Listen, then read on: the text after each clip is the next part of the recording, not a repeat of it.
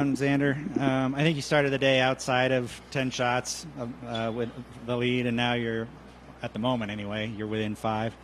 What are your plans for this afternoon, and how will you watch any of the golf and watch how Keegan finishes? Probably just hang out. I don't really have a whole lot planned. Got my uncle and brother in the house. I think one of my brother's buddies in town, so just chill, hang out with them, and just try and rest up. And I got to ask you an offbeat question here. Just the flyover on Thursday, you looked at Scotty and you started laughing. What's that? Sorry. On Thursday at the flyover on the range, you and Scotty kind of looked at each other and were laughing. I was wondering what you thought of it. Oh, yeah, that was more of my caddy made a comment to actually Skav and Ludwig, so we'll just keep that to ourselves. It was funny though, not very inappropriate, but it was funny. What's your objective for the week going into today? It was knowing that you can't get the number one anyway. I mean, it'd be hard to. I'd have to win, and Scotty would have to do something he's never really done. So it was just I think if you're in really good form, going into East Lake and playing good golf, you can kind of, I believe at least, I tried to chase down Javi last year and came up well short, but it was kind of dicey for a little bit, and I was much further back than I'm going to go in this year. What was working best for you today, Xander? Just try to. Yesterday, I kind of got a little mixed up and was a little bit out of sorts. Today was a little weird too. Starting out, I kind of got gusted. I think on 3, I hit an 8-iron that literally went.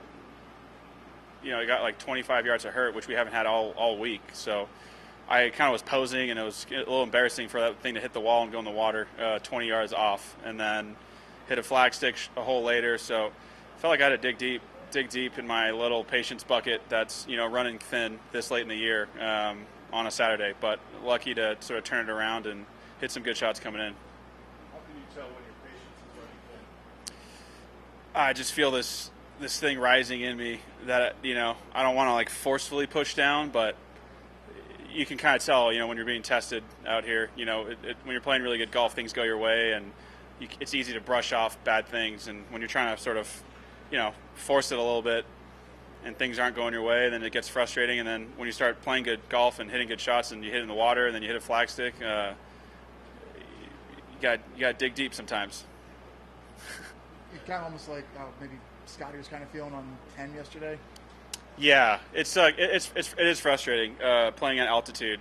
I remember being in Vegas when I first moved there. It took me, that's only 5% where I was playing up in Summerlin, and it was about 3,000 feet was the highest point, and it took me literally, I talked to Colin Morikawa and Kurt out there, and I would ask him all the time how to handle altitude, because I'd be hitting these, I would hit a flush wedge shot, and it'd be like to 45 feet, like over the flag or short, and it would be so frustrating. So a little bit of that feeling this week as well, and I know I'm not the only one, where guys are flagging shots and it's plugging in a bunker over the green or coming up well short. So it's a little bit of that altitude deal.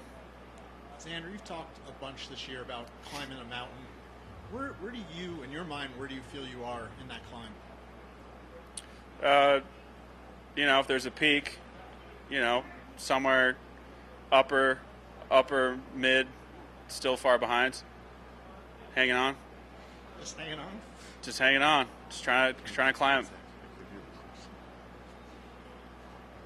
Yeah, Doug? Go back just 1 second. Sure. You worked really hard in Memphis before Chris came out, and you did a lot of work before Memphis.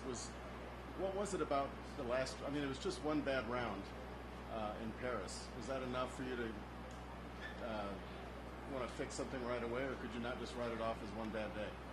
I mean, I think mentally you kind of write it off as a bad day, but there's a reason for everything, and so identifying that reason and sitting with him and talking with the rest of my team and making sure it's not my body, it's sort of a setup thing or just an old swing thing, something.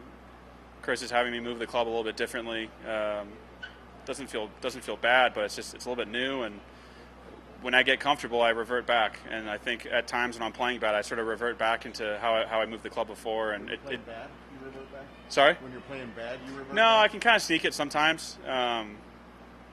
It's kind of, it's not bad. It gets bad.